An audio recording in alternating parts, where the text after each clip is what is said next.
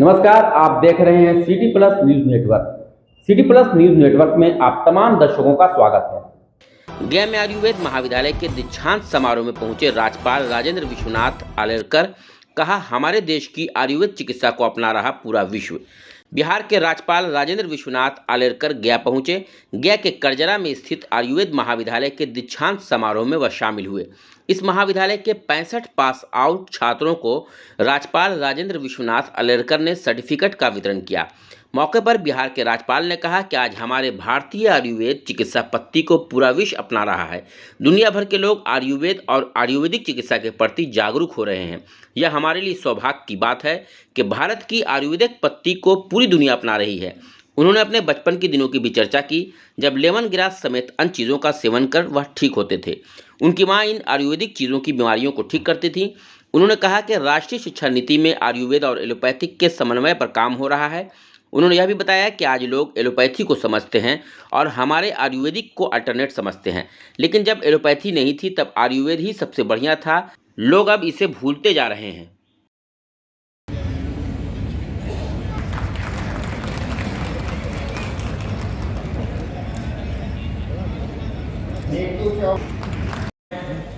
माननीय राज्यपाल महोदय के पर्सनल उज्ज्वल भविष्य की शुभकामना प्रदान करें।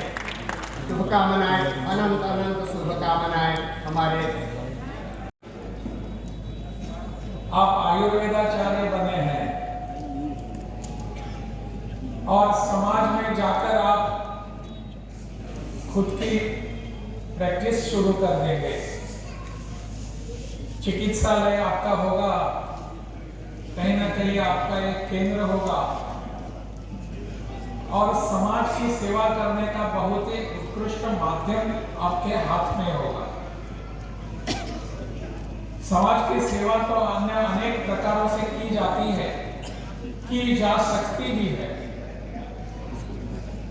परंतु चिकित्सक होना, स्वास्थ्य की चिंता करना, यह अपने आप में ही बहुत बड़ा योगदान समाज के विकास के लिए होता है।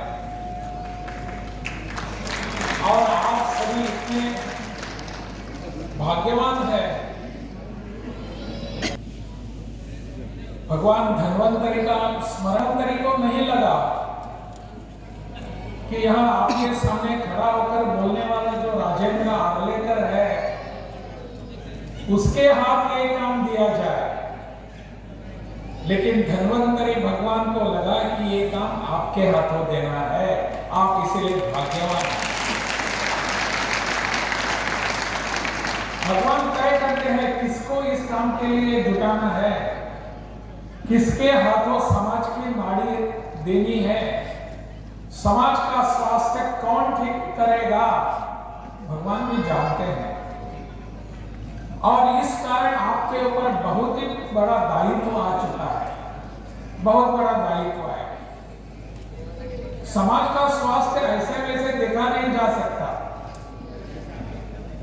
जो समाज का स्वास्थ्य देखना चाहता है, उसको समाज के भीतर जाने की आवश्यकता होती है।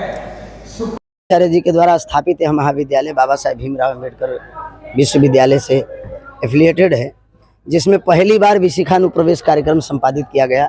माननीय राज्यपाल श्री राजेंद्र विश्वनाथ आर्लेकर जी के पावन सानिध्य में एवं उनके पावन मुख्य अतिथित्व में, और हमारे यहाँ से bachelor of Ayurveda medicine science के डिग्री धारक बच्चों को पढ़ाई पूर्ण करने के बाद विश्वविद्यालय द्वारा प्रदत्त डिग्री को यहाँ पर बांटा गया राज्यपाल महोदय के द्वारा, जिसमें से 65 छात्रों को डिग्री बांटी गई है। और ये उन बच्चों के लिए बड़ा सौभाग्य की बात है कि अब वो अपने नवीन जीवन में प्रविष्ट हो सकते हैं, इसमें कहीं कोई संदेह नहीं। तो ऐसे कार्य बड़ा ही छात्रों के लिए उत्तम होता है, श्रेयस्कर होता है, और आगे आने वाला समय भी उनके लिए बड़ा ही उज्जवल होता है।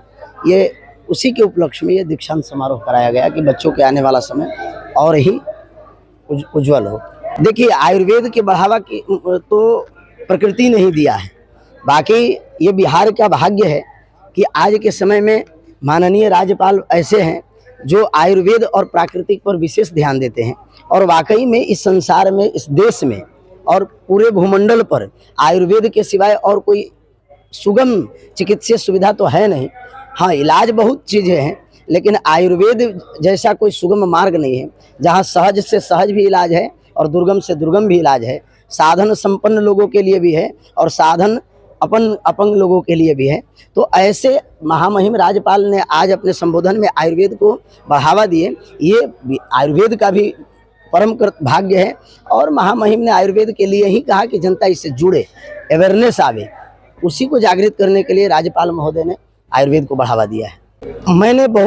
मैं 2016 से यहाँ पर हूँ और पूर्व के स्वामी जी ने भी अपने स्तर से कोशिश किया और संभवतः यह कार्यक्रम इस रूपरेखा के एक भूमिका भी है कि जिला प्रशासन और हमारे राज्य प्रशासन दोनों के ये निगाह में आए और आकर के ये हमारा महाविद्यालय ही नहीं अपितु इसके पीछे कई एक गांव है जो मुख्य मार्ग से अभी भी बिछड़ा हुआ है।